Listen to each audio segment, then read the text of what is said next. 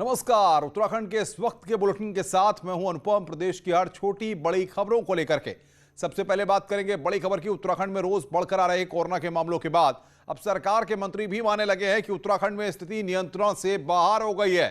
शनिवार को Covid positive अपने भांजे को तमाम कोशिशों के बावजूद भी हॉस्पिटल में बेड दिलाने में असहाय साबित हुए कैबिनेट मंत्री हरक सिंह रावत का कहना है कि कोरोना की स्थिति विस्फोटक हो गई है। मंत्री का कहना है कि प्रधानमंत्री की अपील के बावजूद अब अंतिम विकल्प आ गया है कि संपूर्ण राज्य में तत्काल लॉकडाउन लगा देना चाहिए, यानी कि संपूर्ण फुल लॉकडाउन लगा देना चाहिए, वरना स्थिति और विकराल हो जाएगी। मंत्री का कहना है कि सोमवार को प्रस्तावित कैबिनेट मीटिंग में वो इस मुद्दे को रखेंगे। कि समय भले प्रधानमंत्री ने कहा है कि अंतिम है, लेकिन हमारे यहाँ तो अब स्थिति अभी अगर हमने समय से लॉकडाउन नहीं किया तो मुझे लगता है कि स्थिति विस्फोटक हो सकती है। निर्माण काम इंडस्ट्री में भी मूवमेंट के बजाय शिफ्ट वाइज कर लें और हमें वो बिल्कुल सेफ्टी के साथ इंडस्ट्री भी चले, लेकिन सामान्य रूप से हमको लॉकडाउन करना चाहिए। इस दिशा में कल हम कैबिनेट में इस बात को रखेंगे और परिस्थितियाँ ऐसी बनी है कि लॉकडाउन की स्थिति बन रही है। और बातचीत करने के लिए इस वक्त कांग्रेस के नेता सूर्यकांत धस्माना साहब हमारे साथ जुड़े हुए हैं। धस्माना साहब, हरक सिंह रावत को आप सुन रहे हैं, कह रहे हैं कि लॉकडाउन को लगा देना चाहिए। प्रधानमंत्री जिस अंतिम विकल्प की बात कर रहे हैं वो अंतिम विकल्प का समय उत्तराखंड में आ चुका है। क्या लगता है आपको? जिस तन लागे वो तन जाने।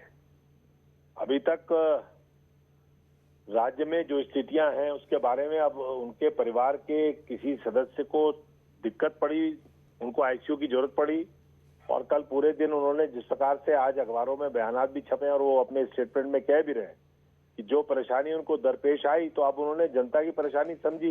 वास्तव में इस राज्य में जो तैयारियां उत्तराखंड के अंदर होनी चाहिए थी वो तैयारियां हुई नहीं। देखिए, दुर्भाग्यपूर्ण ये है कि अब हमारे पास बहाना भी नहीं है। 13 महीने का हमारे पास तजुर्बा था। पिछला जो हमारा कोविड का एक्सपीरियंस 13 महीने का था उसका हमने सदुपयोग नहीं किया। राज्य में जिस प्रकार से सरकार ने आमंत्रण दिया कोरोना को उत्तराखंड में आमंत्रण दिया गया बाकायदा। पिछली बार प्रवासियों के मामले में त्रिवेंद्र सरकार ने चूक करी। ये सारी बातें ठीक है धस्माना साहब, लेकिन हरक सिंह जिस बात को रख रहे हैं, क्या कांग्रेस पार्टी उसका समर्थन करती है? आपको लगता है ये स्थिति है कि आप फुल लॉकडाउन लगा देना चाहिए? अरे साहब, समझना तो पड़ेगा ना कि ये स्थितियां पैदा क्यों हुई। 35 लाख लोग आपने डुबकी लगवा दिए बैसाखी के दिन। पूरे प्रदेश के अंदर कोरोना का जो बम आपने विस्फोट करवाया है उसके लिए जिम्मेदार सरकार है। अब लॉकडाउन, अब जो स्थितियां बन रही हैं, 81 मौतें कल एक दिन में हो गई।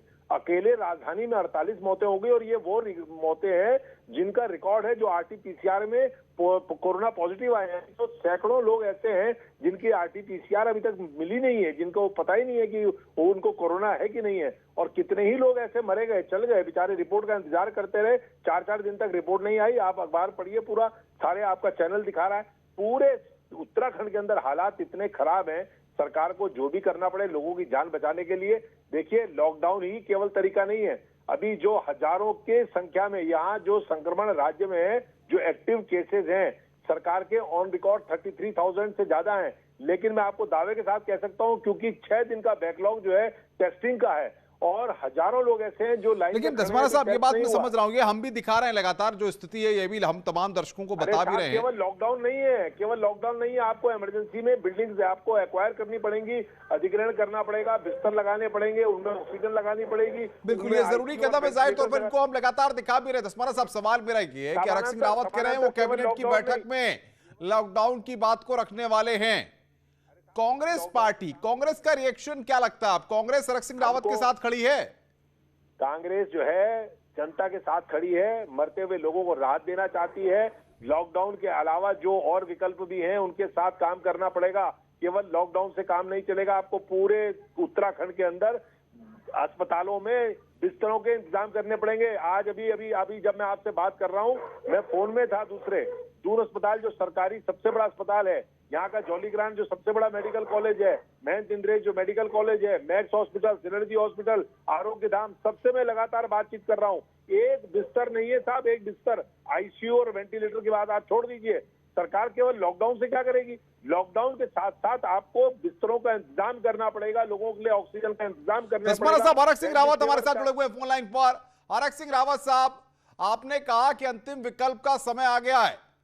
क्यों आपको ऐसा लगता है कि अब यह जरूरत है, और जबकि सरकार की तरफ से और कोई ऐसे सुर में या इस तरह के शब्दों को लेकर के लॉकडाउन की मांग कर ही नहीं रहा है?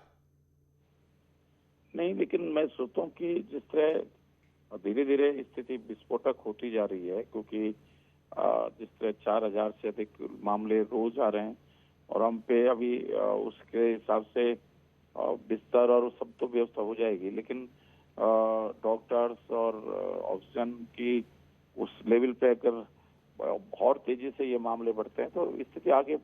हरक सिंह रावत साहब, सूर्यकांत धस्माना भी हमारे साथ जुड़े हैं, कांग्रेस के नेता। वो कह रहे हैं जब आप पर बीती, आप अपने भांजे को भर्ती नहीं करा पाए, तब आपको अब लॉकडाउन की याद आ रही है। यहाँ जनता पड़ी हुई है, उसको बेड नहीं मिल पा रहे हैं, ऑक्सीजन सिलेंडर नहीं मिल पा रहे हैं, उनको आपकी सरकार देख नहीं पा रही। धस्माना साहब, नहीं, मैं ऐसा नहीं कह रहा हूँ, मैं ऐसा नहीं कह रहा हूँ। देखिए, हरक सिंह जी की जो पीड़ा है, उनको आप पीड़ा को समझिए। मैंने कहा जो जन तन लागे वो तन जाने, उनके साथ बीती, और उन्होंने कल पूरे दिन जिस प्रकार से प्रयास किया तो उनको ये महसूस हुआ कि क्या दिक्कत इस समय। देखिए, मैं कंट्रोल रूम कोविड-19 का इंचार्ज हूं पूरे प्रदेश के अंदर। मैं लगातार सारे अस्पतालों से बातचीत कर रहा हूं, मेडिकल कॉलेजेस से बातचीत कर रहा हूं। मैं आपको वस्तुस्थिति बता रहा हूं कि हरक सिंह जी हमारे सीनियर मिनिस्टर है। बिल्कुल, हरक सिंह जी जवाब दे दीजिए। हरक सिंह जी जवाब दीजिए आप। सरकार में केवल लॉकडाउन।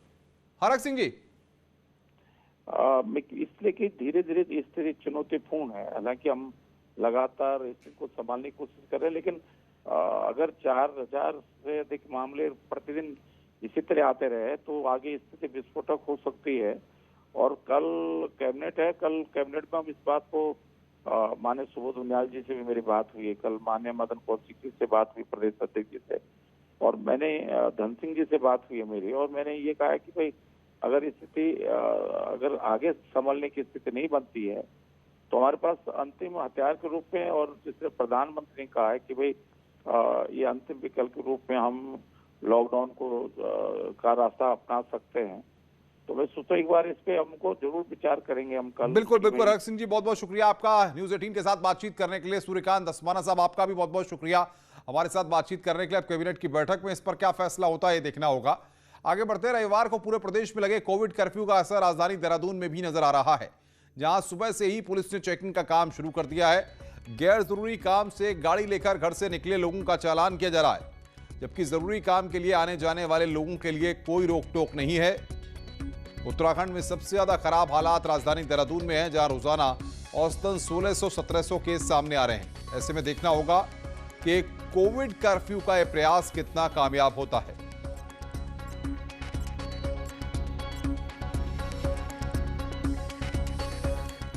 पूरे राज्य में कोविड कर्फ्यू लगाया गया। राजधानी देहरादून की अगर मैं आपको तस्वीरें दिखाऊं तो यहाँ पर जो आम लोग सड़कों पर हैं उनकी लगातार यहाँ पर चेकिंग की जा रही है। पुलिस ने बैरिकेडिंग की व्यवस्था की है, हर गाड़ी को रोका जा रहा है, उससे पूछा जा रहा है कहाँ जाना है, क्या जरूरी काम है, रिपोर्ट उनके पास है या नहीं।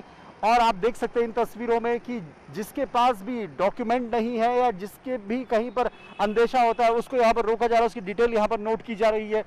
सबसे बड़ी चिंता की बात यह है कि राजधानी देहरादून में अब तक सबसे ज्यादा केसेस दर्ज किए गए हैं और देहरादून में सबसे ज्यादा खतरे की जद में। इसके अलावा शनिवार को पूरे राज्य में 5000 केसेस आए।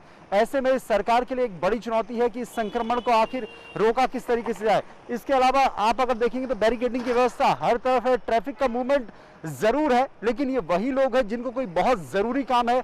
वरना लोगों से ये अपील की गई है कि आप घरों से बाहर ना निकले अगर आपका कोई भी जरूरी काम नहीं है, क्योंकि आप घर में रहकर ही सुरक्षित रह सकते हैं, अपनी जान बचा सकते हैं और इस संक्रमण को रोक सकते हैं। तो अब बड़ी चुनौती यही होगी कि इस कर्फ्यू के बाद क्या कुछ आंकड़ों में कमी आएगी, और अगर आंकड़ों में कमी नहीं आती है तो क्या सरकार इससे भी बड़ा कोई कड़ा कदम उठाएगी। दीपांकर भट्ट, न्यूज 18 देहरादून। इधर पर्यटन नगरी ऋषिकेश में वीकेंड लॉकडाउन का सीधा असर देखा जा रहा है। पुलिस प्रशासन के साथ सड़कों पर पेट्रोलिंग करता नजर आ रहा है और लोगों से अपील की जा रही है कि घरों में रहकर कोरोना को रोकें। पहाड़ी क्षेत्रों में जाने वाले यात्रियों को छोड़कर पूर्णतः बंद सफल है। लॉकडाउन का असर देखा जा रहा है। पूरी तरह से बाजार बंद है, लेकिन पहाड़ पे जाने वाले यात्रियों को थोड़ी सुविधा दी गई है। इस समय कुछ लोकल जो सेवाएं हैं उनको चालू किया गया है, हालांकि संख्या बसों में बहुत कम है। ऋषिकेश से आशीष डोभाल, न्यूज 18। बढ़ते कोरोना संक्रमण को देखते हुए दूसरी साप्ताहिक बंदी का असर टिहरी में भी देखने को मिला है। टिहरी में सभी बाजार और दुकानें हैं और पुलिस द्वारा बेवजह घूम रहे लोगों को वापस घर भेजा जा रहा है। नगर पालिका द्वारा बाजारों में सैनिटाइजेशन का काम लगातार किया जा रहा है।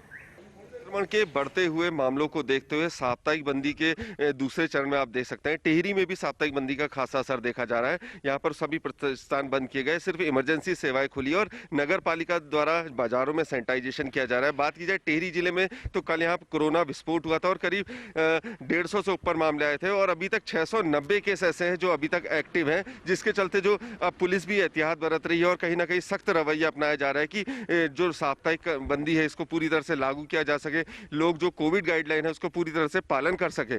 सौरभ सिंह, न्यूज़ 18 टिहरी।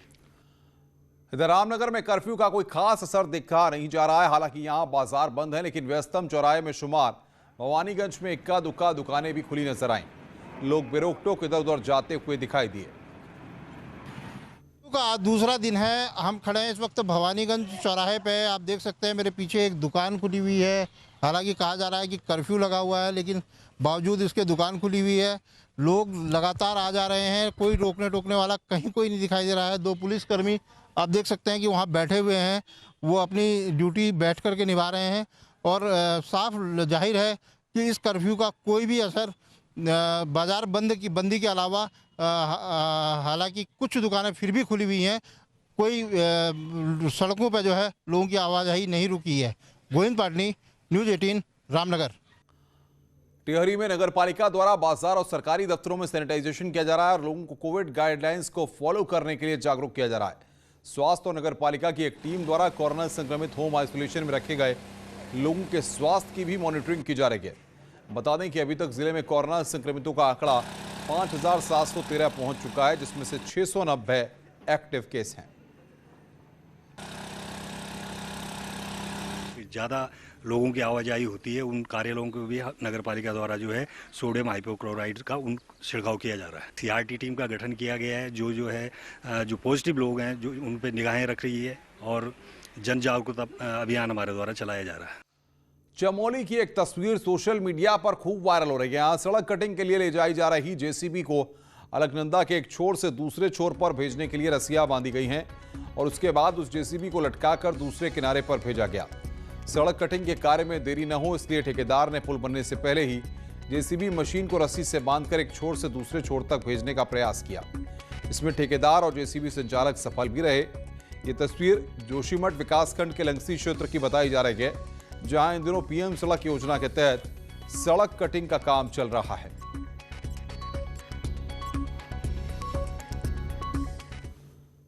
खबरें और भी हैं, फिलहाल रुक रहे हैं यहां पर एक ब्रेक के लिए। ब्रेक के बाद जल्द हाजिर होते हैं।